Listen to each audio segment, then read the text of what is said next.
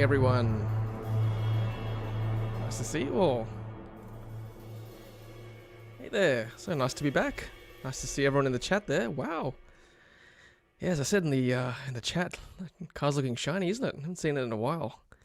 But yeah, so nice to see you all after our little break on our road trip around southeastern Australia. Hope you're all doing well.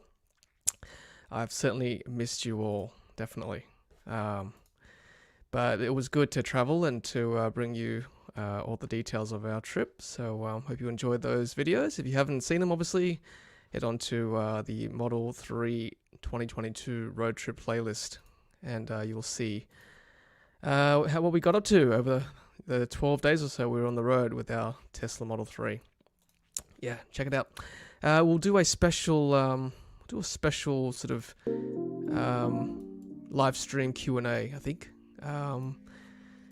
Probably next week. I'll get a highlights package probably from the road trip, and we'll do a special live Q&A for those of you who are interested in the finer details and maybe interested in doing a road trip in your Model 3 or your Tesla for yourselves, or even just another EV. You want some tips? Definitely we'll do that for sure. Wow, look at all you guys and girls. So good to see you all. 95 viewers already. We're not even 5 minutes in. You guys are awesome. And I just want to say hello to all the members who I can see in the live chat tonight. So good to have your support. And I'll give a shout out very, very soon. But as always, if you want to support the channel, these are the ways you can do so. Keep us independent. Super chat comments and messages tonight will be read. Channel memberships will be shouted out on live chat. And of course, there's always PayPal through @TeslaTom. Let's have a look at our members. Hey Aaron, nice to see you there. Hey Gaffer, as always. Good to see you. Hey Riz, nice to see you there. Hello Greg. Looks like Melbourne is cold tonight. Got a couple of Melburnians saying how cold it was. We certainly had great weather in Melbourne when we were there a couple of weeks ago. So thank you Melbourne and Victoria for putting on such glorious weather. And I think the rain was trying to chase us, but we only had one day of rain in the 12 days we were away. So it was great. Looks like it's chilly in Tassie as well. Hi Charles, nice to see you there. And yeah, so good to see you all. Hello Paul, nice to see you as well.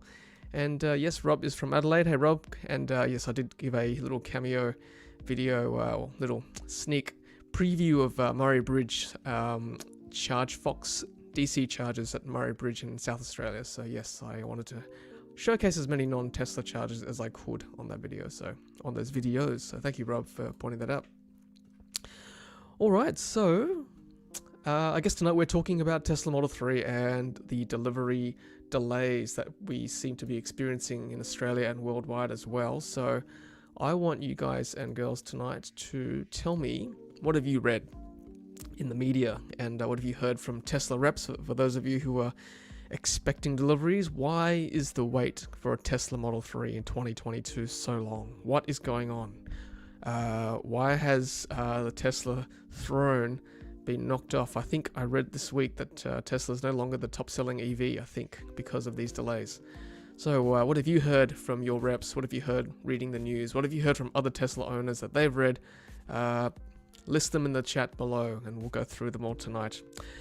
So that's the main topic tonight. We also want to talk about a couple of other things that was in the news for EVs for the last couple of weeks. We're also talking about I think there was a price increase, but kind of hidden in the long range because the wheels are now no longer, I think the wheels are different now. I'll go through that very shortly as well. But that means if you want the sport wheels, it's an increase in price. So that's a bit of a change to the configurator in Australia for the Tesla Model 3 long range. So we'll go through that as well. And we'll also talk about Ampol's Ampcharge. They are promising lots of chargers in their service stations around the country. So that's quite exciting. We'll go through that as well. It's good to see. I think the writing is definitely on the wall for these service stations in the next 10 to 15 years, possibly sooner. So yeah, good to see Ampol taking the lead there and putting in electric vehicle chargers. I think there's going to be one in Sydney, very close to where I am in Alexandria. So I'll definitely go check that out in time to come. We're also going to talk about Polestar, a price increase for their new configurator as well. Did a Polestar video recently on how to order. And also AGL, just briefly about Mike Cannon-Brookes acquiring 11% of shares in the company, and we'll talk about that too as well. But yeah, let's kick off first with some comments from our audience about why they think a Tesla Model 3 in 2022 is being delayed. Let's see. Well, first of all, some good news from Riz saying Shanghai plant is ramping production back up. That's good. It must be very fresh. Riz, last I heard they were still shut, but that's good to see. I've got Daniel saying ordered 9th March, still says 5 to 7 months. How long does it take to get more accurate ETA? Hard to tell, Daniel. We're kind of in uncharted territory, unfortunately. Hitesh is saying Elon was super busy with Twitter takeover. Gaffer is saying Shanghai offline. Yeah, that's true. For 50,000 worth of cars, didn't help. Yep, probably why. Hey, Harrison. Harrison's one of our members. Probably battery supply and production capacity. Yep, I think that's probably the obvious one. I think probably the superconductor shortage as well is probably not helping. Ash is saying ordered a Model 3 Performance at the start of last month. The website said 6 to 9 months. Then yep, now it's 9 to 12 months, isn't it? Unfortunately. Oh, actually, no. Let me just show you real quick. Hang on. This is new.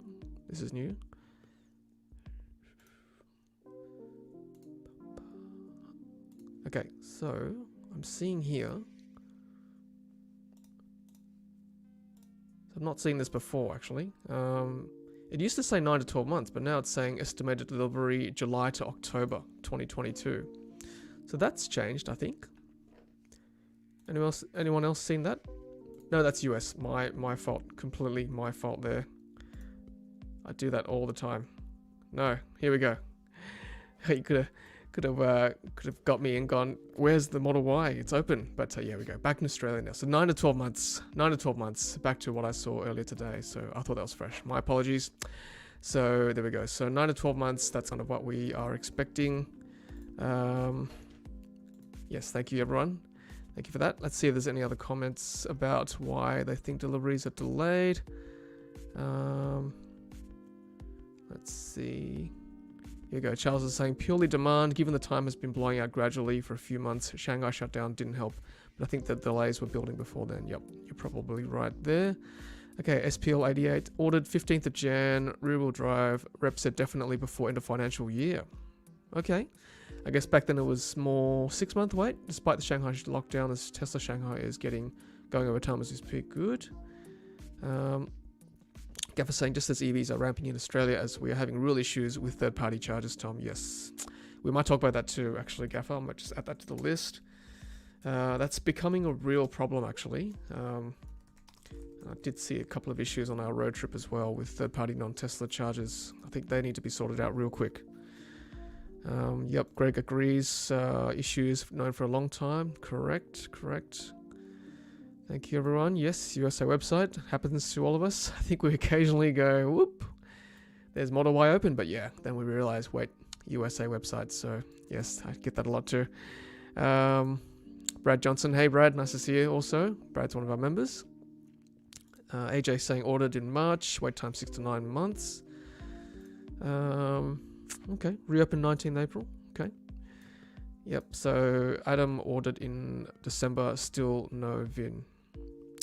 Yes, that's true, Riz. Yes, Tesla Supercharger rollout is delayed as well. That's also true. I read that this week. Everything's delayed. Not good.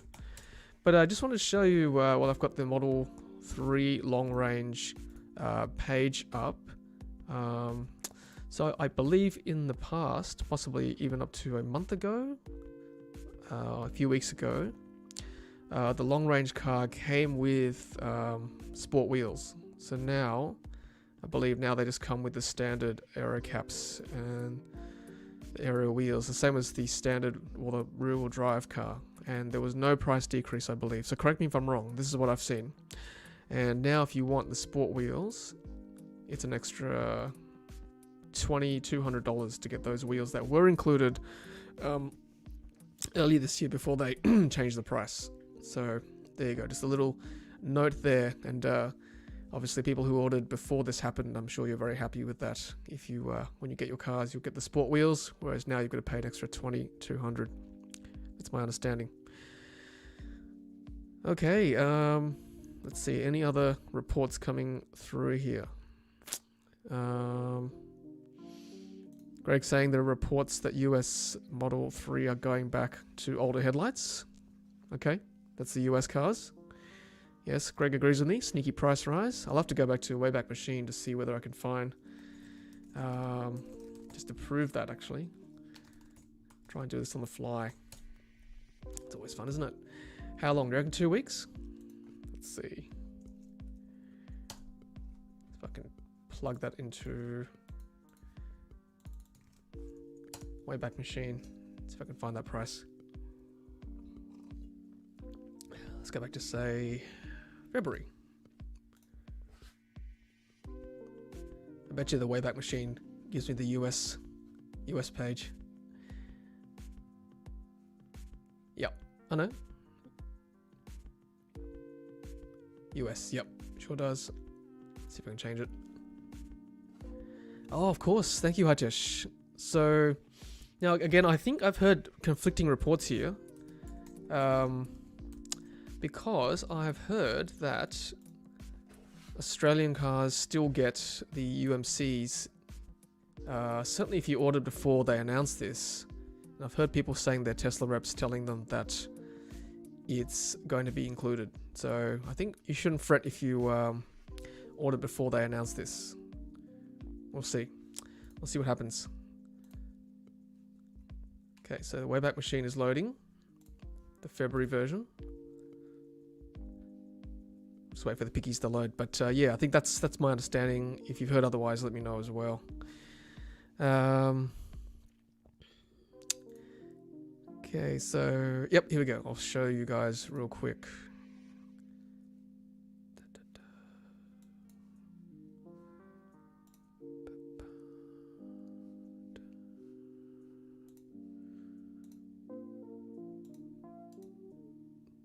Right. Sorry, but I'm just doing this on the fly. Okay, I think I've got it here. So this is from Wayback Machine back in March, I think. Yep, March 2022. There we go, 6 to 9 months. And there's the long range wheels, sport wheels there for the same price as it is now. But now they've got the aero wheels, so there's a bit of proof there if you wanted some. There you go. Just a bit of curiosity there for you. Okay. Okay, so what else have we got? Any other bits of news? Feed me.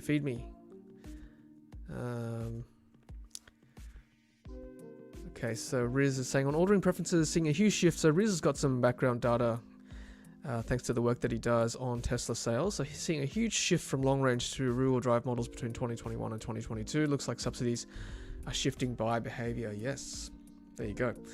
So I guess the government is using that as a test case, not just our New South Wales government, Australian government in general, I suppose, I hope so, that subsidies do make a difference. So it can shift behavior. It's good to know. So Greg's saying, in line with every other country now with the long-range wheels, every other country had the option for 18-inch on long-range. Thank you, Greg. So Gaff is saying reports are also in that they lost mobile charger option because of their availability as well. Tesla is feeling a product squeeze for various items. Yeah, I thought it might be because they had some data on how much it's actually used. But yeah, Gaffer, your point is valid as well. There's shortages just everywhere. Uma, thank you. Glad you enjoyed that. I certainly enjoyed creating that content on our Easter videos. So thank you for watching. Update from Mark Atoka. Yes, Mark, our president of the Tesla Owner Club of Australia, is saying that all cars in Australia will get the UMC. Good. Charles, do you know whether that's from the orders before the announcement or just moving forward? Or orders here on? Would be good to know. Yep, got some confirmation there. Dennis. Hey, Dennis. Nice of you to become a member there. Really appreciate that. Thank you very much. Thanks, Dennis, for supporting the channel. Serious debating Sophie. I've heard 2 Hyundai Ioniq 5s are up for grabs on car sales, and they're both over 100 grand. Ouch. That's painful, isn't it? Oh dear. That's pricey. All right, Lozzie saying, hi Tom, just ordered my Tesla 3 today, 9 to 12 month wait. There you go. And Jing saying, yes, Tesla confirmed with me that the charger is still included in all Australian orders. The removal only affects US markets. Yep. Yeah, if anyone else, thank you everyone, by the way, who has been putting in their delivery times. Yeah, if you're expecting a Model 3 this year, let us know. Put that in the chat, so just to give people an idea who are watching how long to wait. Yes, so now I just want to quickly, as you guys put in your comments there, I want to share with you this bit of news if you've not heard yet. This is getting me excited, actually. Who would have thought, hey, a petrol station is getting me excited? But this is what, this is the news I read this week. Not this week, probably last week, actually. So, Ampol unveils electric vehicle fast charging station rollout. Ampcharge plans for national rollout. Just make that bigger. Offering recharge customers at home, on the road, and at the work. It's good.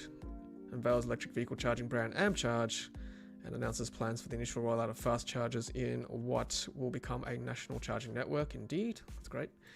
Ampcharge will service customers both at home and on the road, at both forecourts and destinations, leveraging existing Ampol infrastructure and customer relationships to ensure Australians can recharge wherever and whenever they want. At home branding charging infrastructure is also expected to be developed under Ampcharge. Okay, that actually I didn't read that last time, so good to reread it with you guys now. So at home branded charging infrastructure, interesting. So they'll be supplying it for not just at their petrol stations, but for home use as well. Interesting.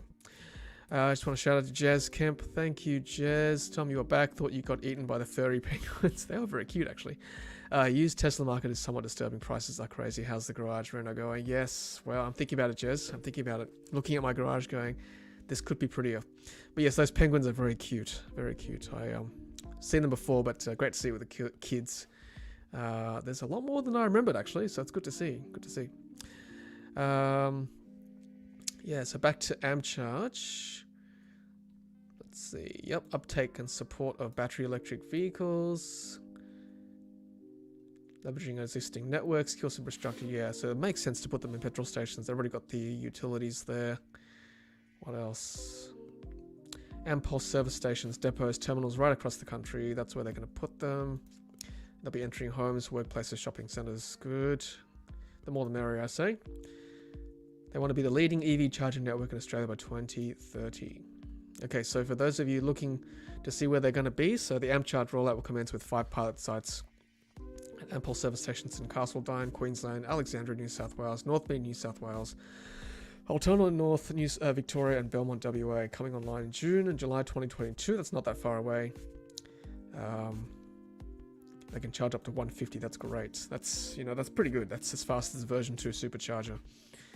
They want to roll out 120 sites by October 2023. That's great. They will be by far and away the biggest supplier, if that is the case, in Australia. So that's good. And they're getting funding as well from Arena.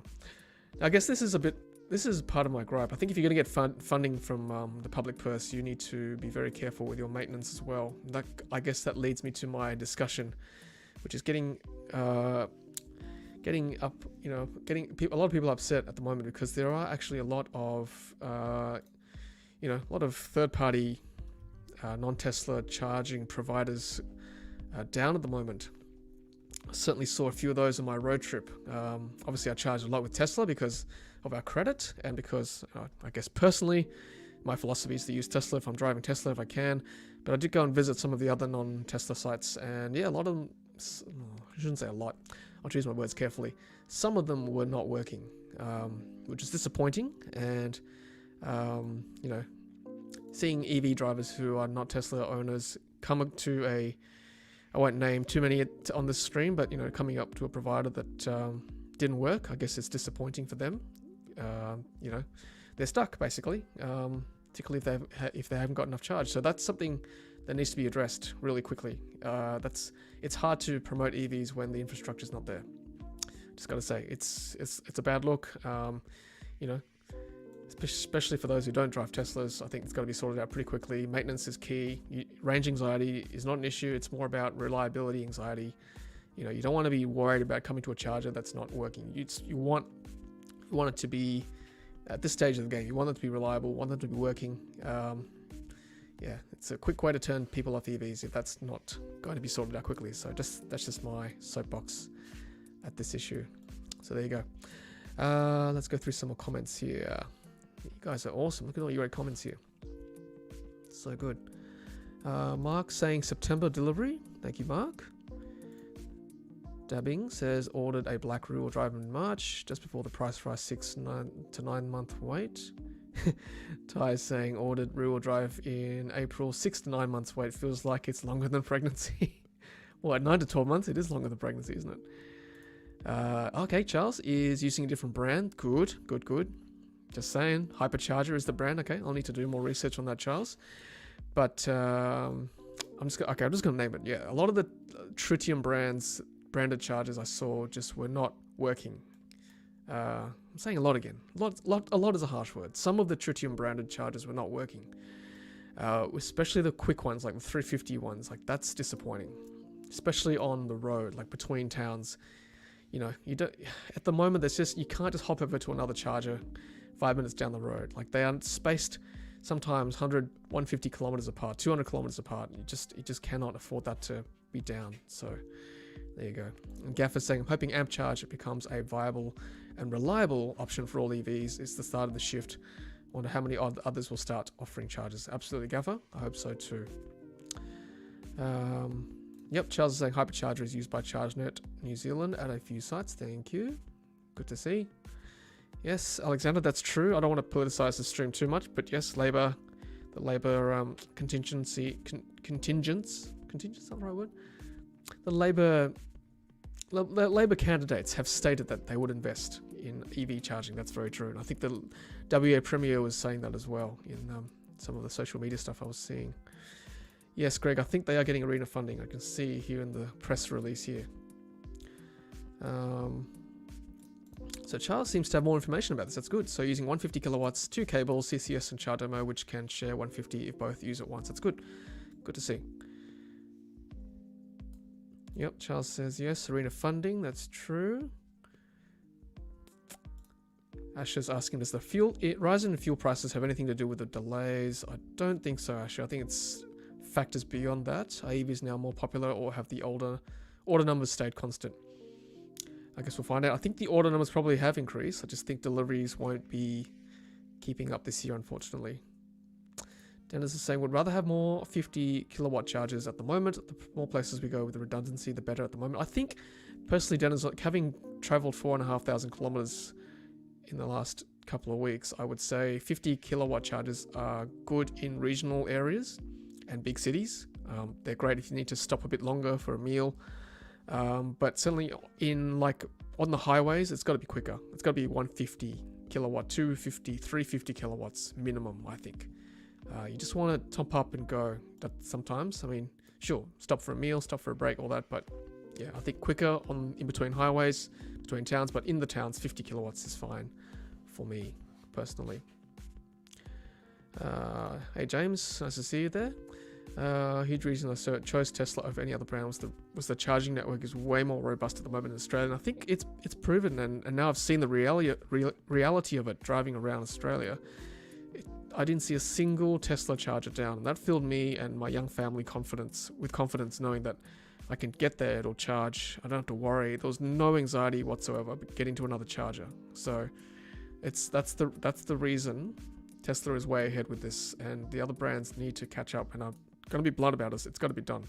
It's really got to be done. It's way beyond the joke. I agree. And Riz, yeah, you brought up a great point. The situation is a bit funny, arena funding. No accountability for the operator. Take our taxpayer money and run.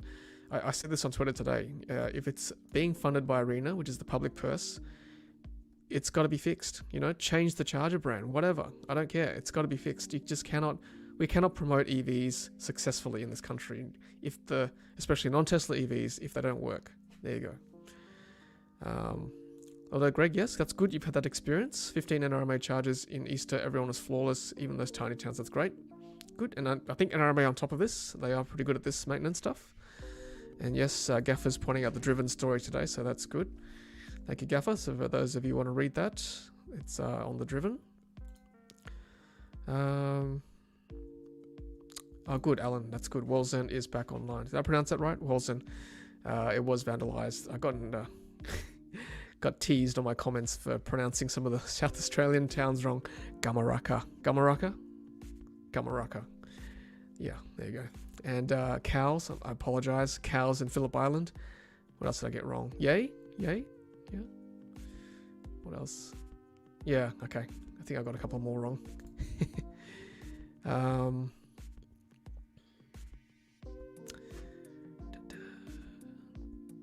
Okay, so Dabbing is saying the Ampcharge pilot location in Queensland is Castledine. Good location with a roadhouse and Hungry Jack's on site. That's good. Okay, so Charles, here we go. Charles is saying arena funding, I believe they get paid in installments after meeting certain criteria like number of sites. They also get feedback, their experiences into reports on the arena site. Okay. Good. Public funding, accountability, all that is good. Need that. Oh, good. So you can see learnings, etc. from EV Charge Fox's funding on the arena website. Good. What about the idea of one Tesla charging another one? Well, there's no V2L at the moment for Tesla, so no, it's not possible. But you can technically charge a Tesla from another EV that provides V2L, like, for example, Ioniq 5, which I've proven before in a previous video. So it is possible, yes. Back to back.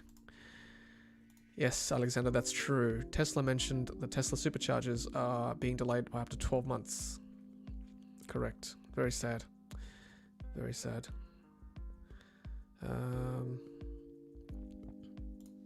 So Greg says, Tom, we saw two flaky Tesla chargers, one at Eura, one at Wodonga, but there was another 5 there to use, but they did cause queues. Yeah, I mean, Good Friday is one of those days, right? You know, public holiday. It's going to be busy.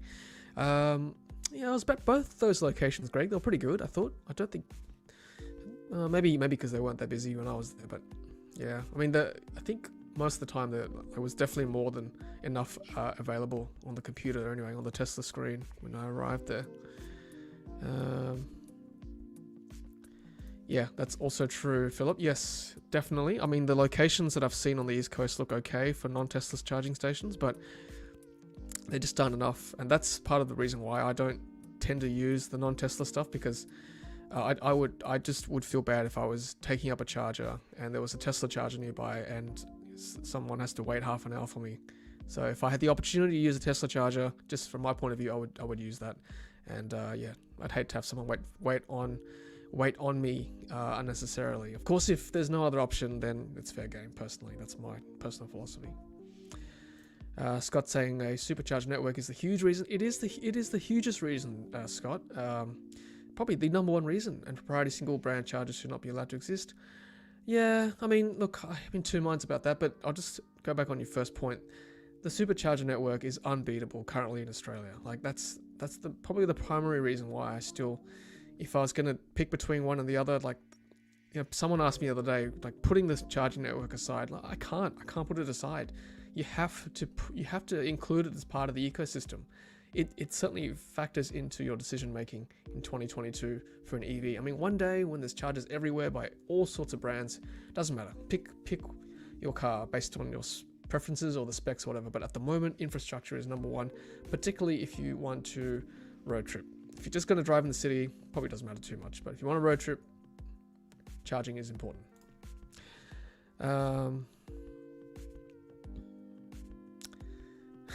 Thanks, Mark. Got it right. What else have we got here? Sorry, Luke, nothing as yet. No news on Model Y. 2 weeks. Any comments on ChargeFox charging more money but saying it will be more reliable? Yes, I saw that email too, Greg. Yeah, it's tough, isn't it? It's tough. It's tough to say anything too positive at the moment because there are so many down. Yeah, look, I think the pricing was going to increase eventually. I think there was an inevitability. I just wish they would work. I wish Tritium they would work. It's disappointing to see so many down. Yeah. Oh, Gaffer, interesting. Okay, Berry superchargers are 6. That's the one on the grass, isn't it? Yeah. Issue is simply unstable ground. Yeah, I don't know. I mean, it looks great, doesn't it, on photos and stuff, but I don't know. What do you think, Gaffer? As a local, do you think they should just concrete it up or bitumen it up? Just put it on solid ground? We just can't have those out of action on the south coast if the ground is unstable half the time with rain. So I mean, that's not.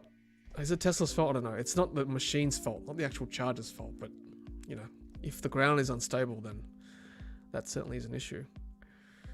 Yeah, Dennis, that'd be great, wouldn't it? Supercharger network across the Nullarbor. I mean, continue my trip from Adelaide to Perth. I mean, you can do it. I mean, there have been several people travelling across Australia just with slower chargers at showgrounds and roadhouses and stuff with 3-phase chargers. But yeah, no supercharger or DC fast charging network currently.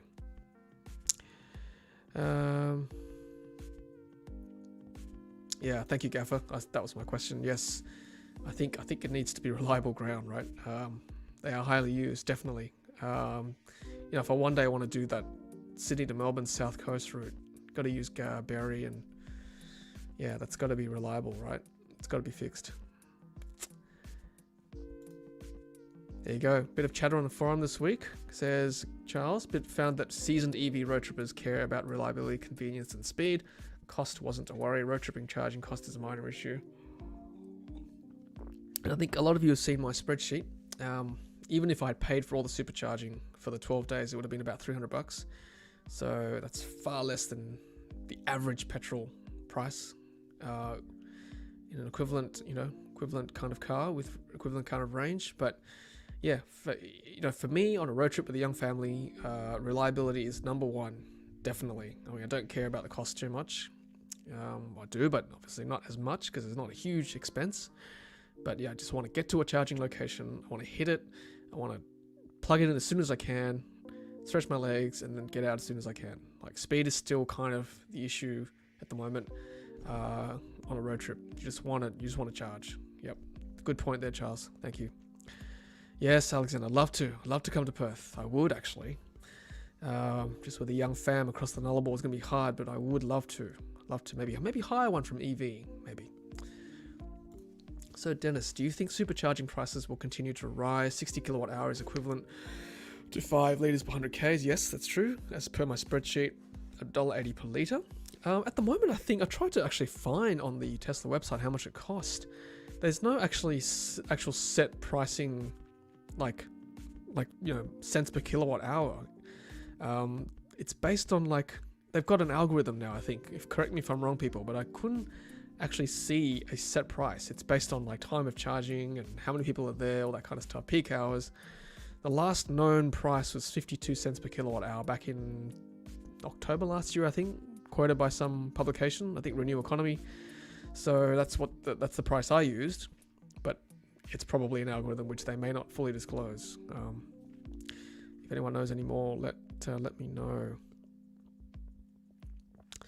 H2 Ride is saying a spokesperson from EV Networks at the Smart Energy Conference, which is in Sydney, I think at the moment, blamed the owners not carrying spare parts, whereas EV Networks claim they carry spare parts. Interesting. Okay, interesting. Are you talking about the owners as in the supplier? Supplier's not carrying spare parts for tritium and chargers? Thanks, H2. Didn't you stress about not having a spare? You know what? That actually never crossed my mind. I only got stressed when people asked me about it. But otherwise, I just forgot about it. Yeah, it's not just Tesla. I think a lot of new cars don't have a spare.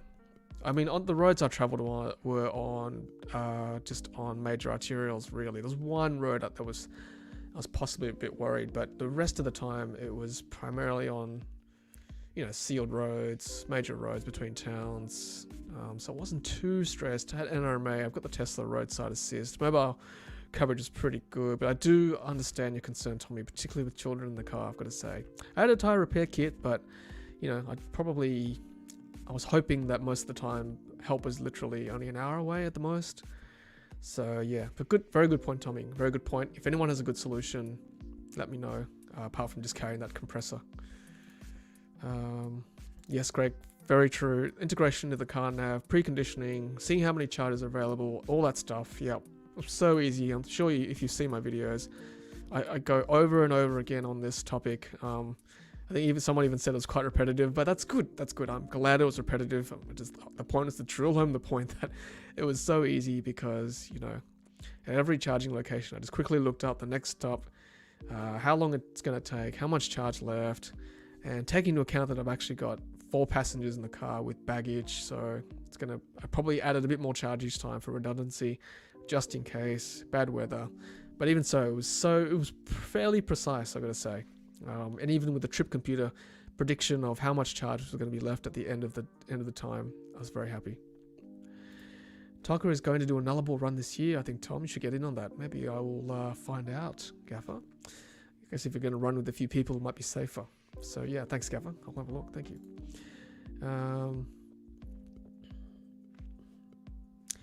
Brett, hey Brett. Nice to see you. Loved your travel videos. Very helpful to learn the ins and outs for me. Fingers crossed that I pick up a second-hand 17 MX Model X 75D. Yeah, great, Brett. Oh, with a Model X, you'll be easy. No problems at all. Such a comfortable vehicle to road trip in. Yeah, very easy, particularly if you stick to the supercharging network, or very close to.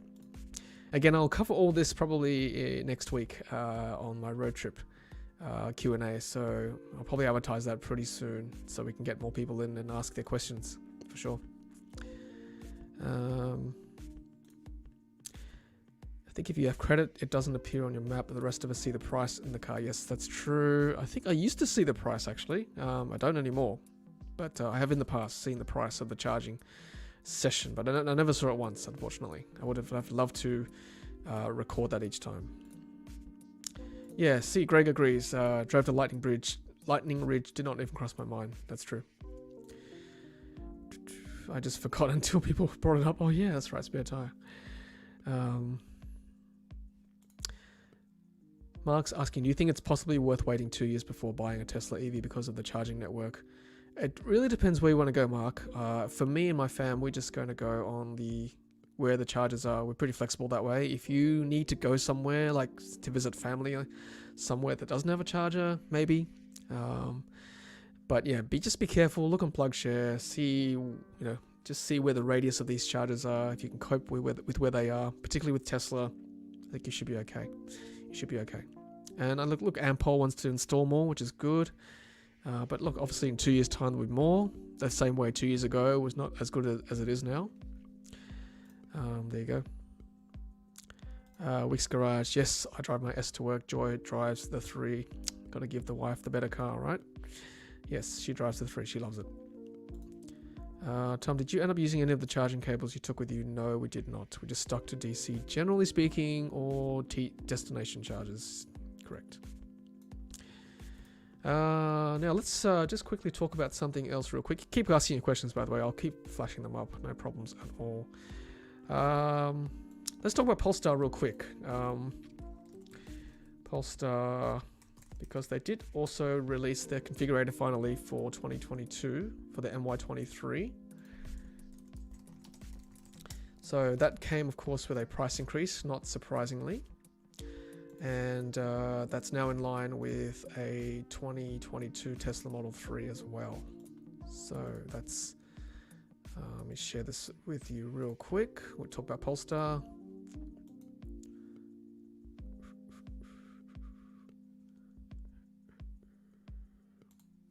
I can't share my screen anymore. All right. I can't share with you, no problem. That's fine. No, I can. I'm sorry. There we go. Okay, so real quick about Polestar. As I said, MSRP 63,900 in line with Model 3s. 3 variants, and delivery is, here we go, late November 2022. There you go. So what's Tesla now? 9 to 12 months. So yeah, apparently Polestar can deliver it quicker. We shall see. We shall see.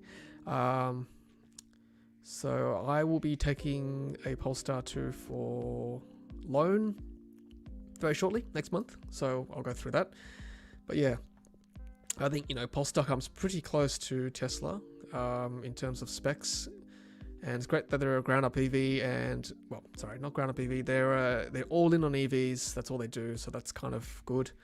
But yeah, of course, obviously their plus packs are controversial. They are quite expensive.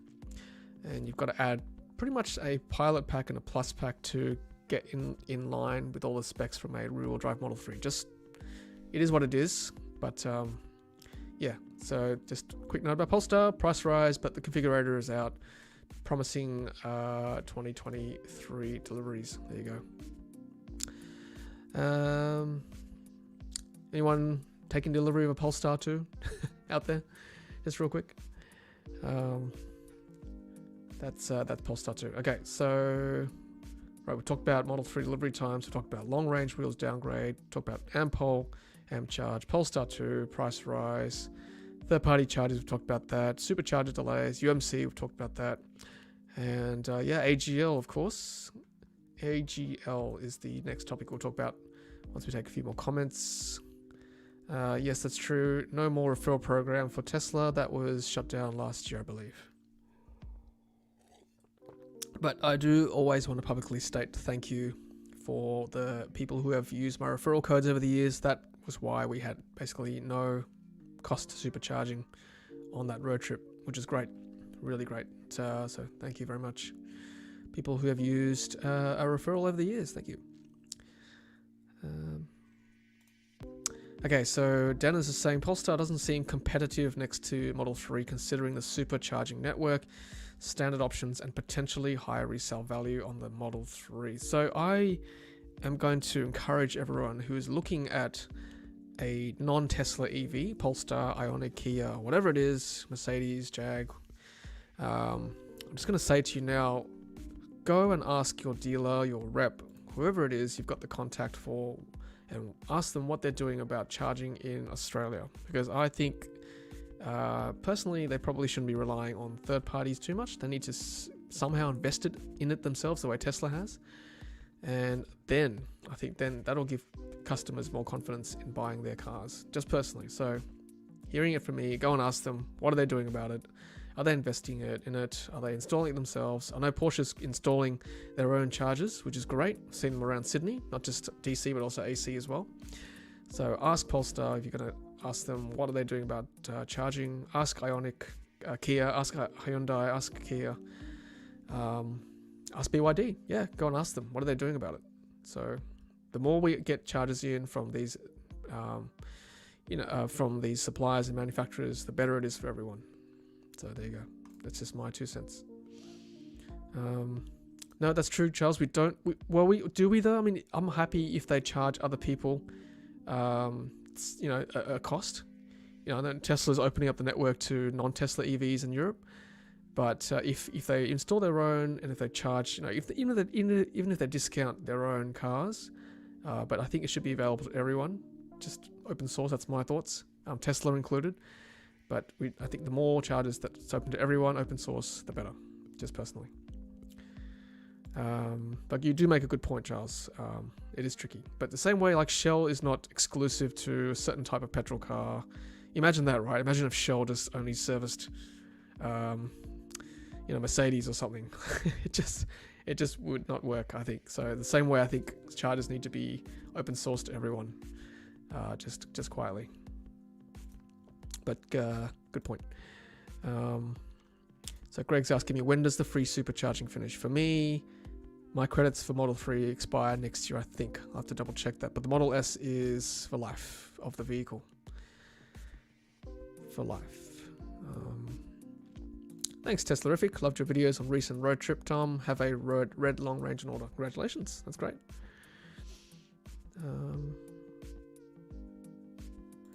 Yeah, so Dennis is making my point. If networks are standardized, different fees for charge for outsiders. Yeah, I agree. Charles is saying some have deals with ChargeFox credit. Yep, presumably the credit dealers pay for that. Yeah, I think Audi, the e-tron, you get 5 years or something with ChargeFox, and say with Mercedes, you get a deal. So that's a good way to do it too. Correct. Okay, so Gene's got some news. Polestar is apparently going to rely on Volvo for servicing, but a Volvo rep in Victoria told me some dealers, including themselves, have opted out of providing this service to Polestars. Interesting. probably need to clarify that if you're going to order a Polestar. Interesting, isn't it? Alexander, the performance model BYD Atto 3, I believe, is $8,000 to $10,000 cheaper with better range than the Model 3. Hopefully by then Tesla improved range and drop their prices a little. Yeah, look, the BYD, I've got to say, is good value for money. I think they topped the efficiency list this week, published by The Driven. So it's a good buy. Again, the charging network is, the same issues as with every other non-Tesla EV, but for what it is, the car for what it is good. Good value.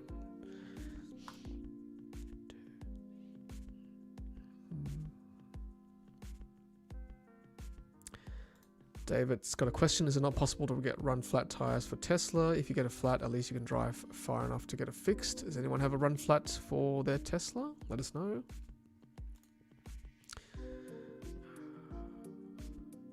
Okay, so Alexander's referring to Atto 4 for that question with this one.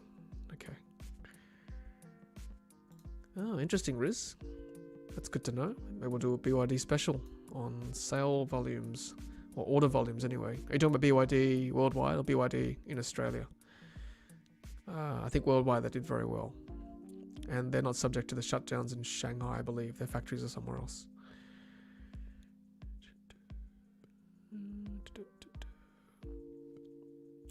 Yep, friend close to BYD told me that they are... Well, I mean, I think Tesla's LFP is inspired by their Blade battery, isn't it, Brett? From memory? And there are reports that they will be using BYD batteries, so that's not too far from the truth, I think. Yeah, okay, so Riz is talking about BYD in China. Okay, and I agree, Gaffer, BYD is coming, good for Australian market. I agree with you there. Definitely. More the merrier.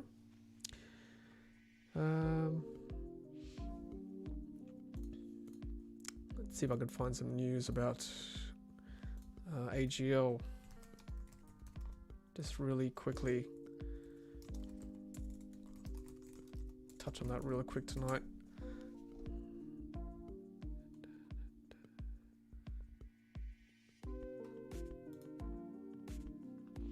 Okay, so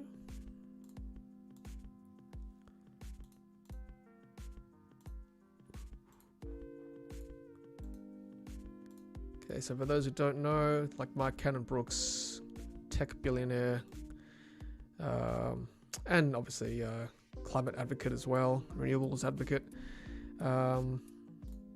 He tried to buy all of AGL basically recently, from my understanding, but he is now the largest shareholder, 11% I believe.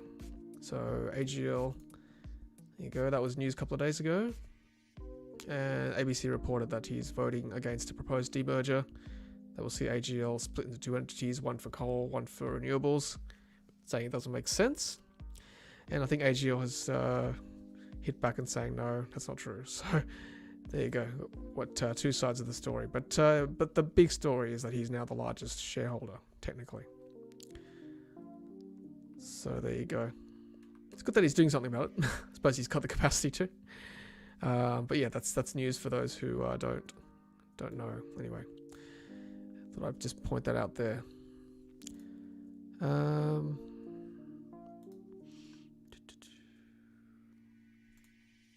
Yes, Tesla's currently supplied by cattle.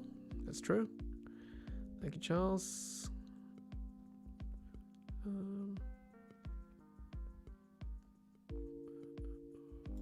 Yes, so BYD deliveries are in July-ish from what I understand. I think test drives were supposed to come late this month as well, so I'll look out for that. I'll try and get one for you guys to at least sit in, or if not test drive, that'd be great. Riz is saying, yes, cattle and BYD supply also being added into Tesla battery mix for Shanghai starting later in 2022. It's good to know. Thank you, Riz. Okay, so Gaff is saying he owns 11% of AGL.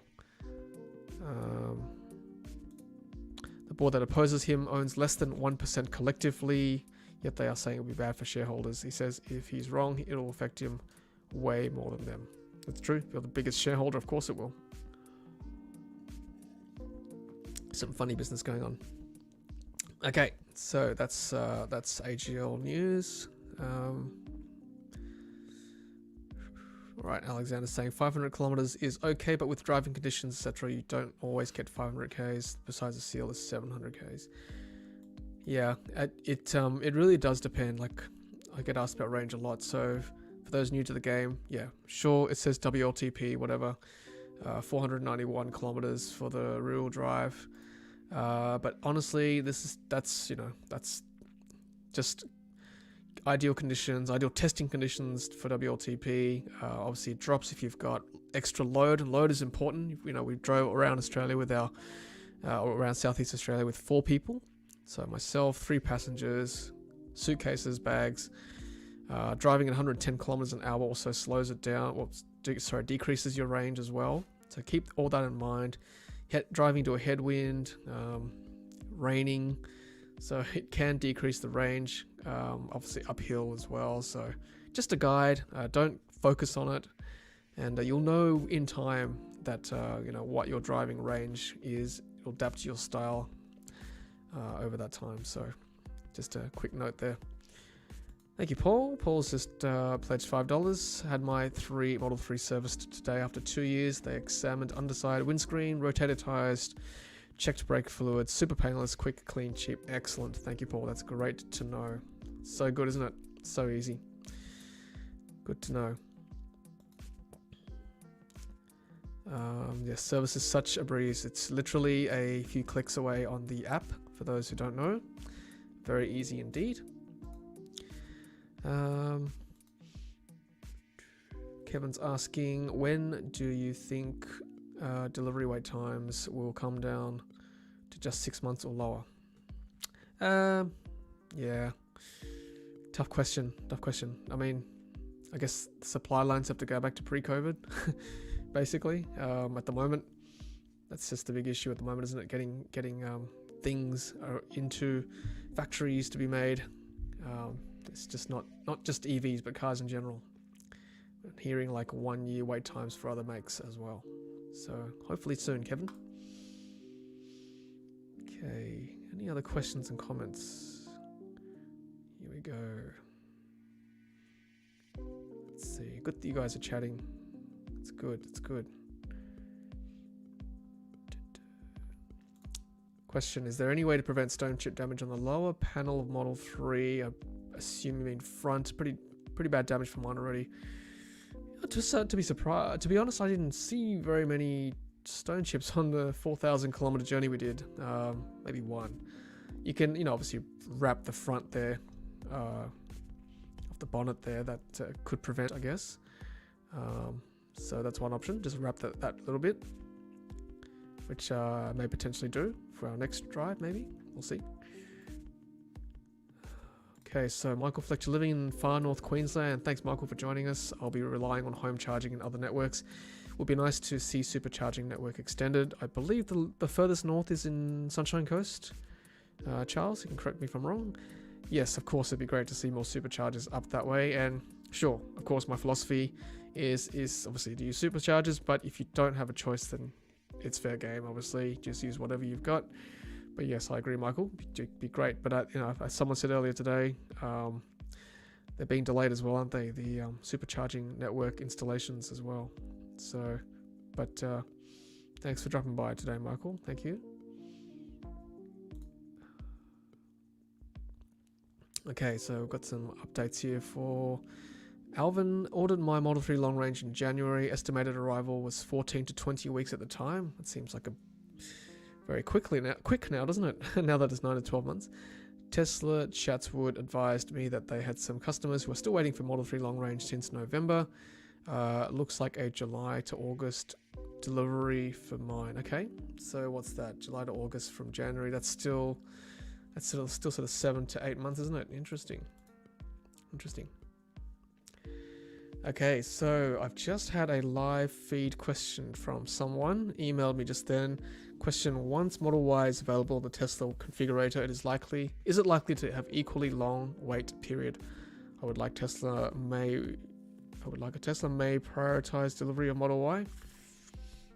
Yeah, that would be nice, wouldn't it? I don't know. I mean, the skeptic in me is saying probably not.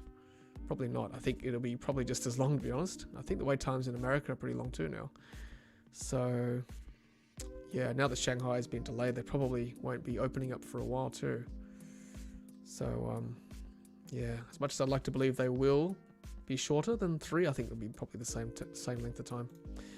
Okay, question from Aaron. Did you use ABRP on your trip? And if you did, how did you find it? Yes, I did use it probably on every night.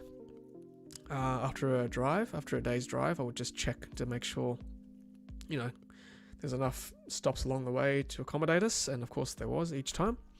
And I definitely used it at the start of the journey just to plan to map out where to stay each night. It's very useful because ABRP, a better route planner, you can add your load as well, add driving conditions, all that stuff. So that affects range, as I said earlier. Yeah, it's good. It's quite accurate. And you know, if you really wanted to go really quickly, and you're a single person driving the car, you can just charge at the bottom end of the charge cycle. So you know how most of our time we just charge from 30% to say 80, 90%. So if you charge from like 10% to 50%, that's really quick. Like the charge times are very fast. So that's one way to do it if you don't mind going that low into your next charger. For us, we just wanted that extra bit of charge each day to get into a charger just in case for whatever reason. But yeah, ABRP is useful that way. Good question. Yeah, Dennis, around December, everyone realized how ridiculously underpriced Teslas were. That's true. And I did do a video on that versus a Camry hybrid even. Beats the cheapest Camry hybrid in New South Wales in a lot of cases. That's true. Good point. That's why people jumped in with the incentives, etc.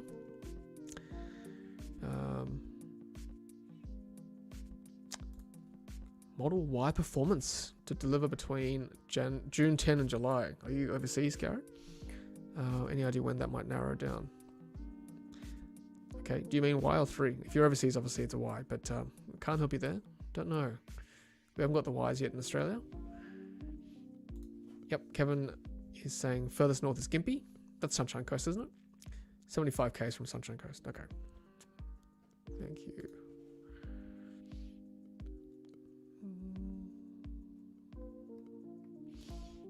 Okay, thank you, Peter. If I'm traveling away from home in my Model 3, I take a Space Saver tire from Modern Spares in the US. Okay. Thank you, Peter. That's very useful. I might have to research some of this for my next trip, I guess, for space-saving tires. Thank you. Great question, Kevin. If you have teenage kids on a learner license, will you teach them to drive an EV car? Well, you know what? My oldest is now turning 13 this year. He's 16 in 3 years, so that's a really good question. What will the world look like in 3 years' time? I'd like to teach him on the EV, but I think if we haven't progressed enough in Australia, we might have to teach him on an ICE as well, just so he can, you know, be useful on both types of vehicles. Just saying. Hi Tom, just wanted to get viewers and your feedback about the low ground clearance of 3 at 140 millimeters. I've seen some people complaining where even moderately sloped driveways cause scraping. We've got a sloped driveway into the garage, and yes, it does scrape a little bit. That's why we've got some speed humps for both wheels. Oh, sorry, for 2 rows of them for the wheels. So yes, it can scrape. Just be careful. Yes, I've seen that in other people's situations as well. What about provisional license? Yeah, I don't think at the moment you can drive a Model 3 on a P plate, I think. Okay. Here we go. Greg saying Model Y is a 6 to 12 month wait globally. Okay. Riz is saying the same, 6 to 12 months too for Model Y orders opening. Thank you. Garrett is from the US. Congratulations, Garrett. We're happy for you. Checking the email 5 times a day. Only 5 times a day. I'll be checking them all. Congratulations. Well done. Model S and yes, I saw that, Greg. Yes, Model S and X refresh, get motorized swivel screen this week. Yes, how cool is that? Or you can retrofit it for your 3 too with Hancho. Okay, so Gaffer's got a link for his spare. Not yours, maybe, Gaffer, but there is a link for that. Thank you. From the US. Oh, okay, so you can drive rear-wheel drive. Interesting. Thank you, guys. I thought you couldn't at all, so that's good to know.